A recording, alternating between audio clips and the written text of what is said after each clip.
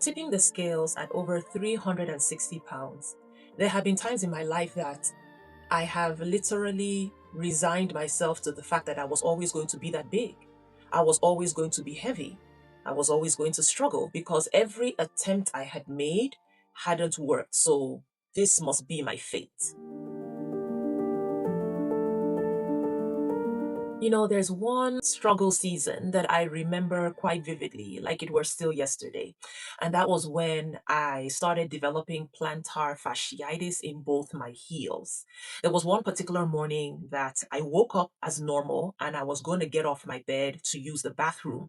And once I set my feet on the floor, this shooting pain just went straight up my leg from my heel.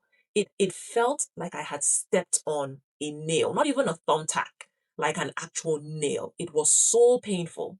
And I remember sitting back down on my bed to take my weight off my heels, and I just burst into tears because I'm like, I'm in my early 40s. Why am I having this kind of pain? First thing in the morning, like it didn't make sense to me. And deep down, I knew it was because in my particular case now, I had too much weight on my frame. It wasn't motivation that led me to lose over 140 pounds, although motivation played a role, but I don't credit motivation because motivation is like a spark. And so if you're going to run on motivation, then you're going to have to generate, I don't know, thousands, tens of thousands, hundreds of thousands of this. No. What got me through was discipline and purpose, not motivation. I just focused on the process. The thing with motivation, at least for me, is that it tends to come when I've had a breakthrough, when I've had a result that I was looking forward to and I achieve that or even more than that. Then the motivation returns. But then what happens if you're not having the drastic results? What happens if progress seems slow? Well, if you're driven by motivation, as I used to be, then that's when you quit and you tell yourself, oh, this isn't working. But discipline says any progress is good. Even the tiniest step is progress. And so keep working, keep going, keep grinding, keep going. And that's what discipline and purpose will do, is it will keep you in the process even when you're not getting those super wins to spark motivation.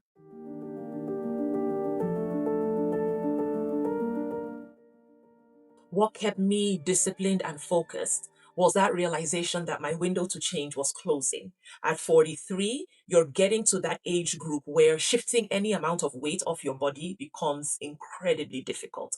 And so I had that deep realization that my window was closing. My chance would no longer be existing after maybe another decade. And so I locked in because I didn't want to live a life of regrets. I didn't want to beat myself up for missing the window. And so for me, my why was my window is closing. That was my why. I had tried having other whys in the past. Oh, I'm going to look hot. I'm going to look sexy. Those just never stuck for me. They never did. This why stuck because it felt really like a last chance.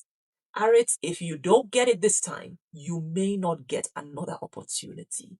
And so that kept me going, that kept me disciplined, that kept me focused. I can't even really say that I had a vision of what I was going to be after. Like, I just locked in because this was literally my last chance. Yes, that's what did it for me. Being a woman in her 40s, over 40, is really a time of a lot of intersectionality. Many of us are mothers, and our children are either tweens or teens. And so they're getting to those ages where, they're pushing boundaries and they're discovering their identities. And there can be quite a bit of friction. And then for many of us, we have aging parents or aging guardians or whoever raised us and looked after us. They're now aging. And so there's the pressure that comes from that.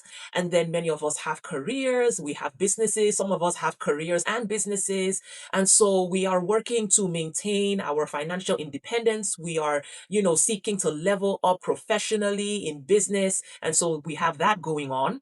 And then, not to talk of friendships, relationships, and managing all of that. So imagine that mosaic of life, and then you are obese, like I was at over 360 pounds. Let me say this: you are worth the transformation. You really are. And there's just something about being over 40 that can almost force you to take your actual self, like your personhood, and put it way, way back on the back burner. The time of doing that right now has come to an end for you. Starting right now, you are your biggest priority. You deserve it. You are worth it. And I'm not going to say everything in your life stands to improve as a result of putting yourself first and reclaiming your health and fitness, but the things that matter most will improve. Trust me. You deserve this change. You deserve this transformation. And you will absolutely love who you become as a result. I'm rooting for you. I'm here for you. Let's do it.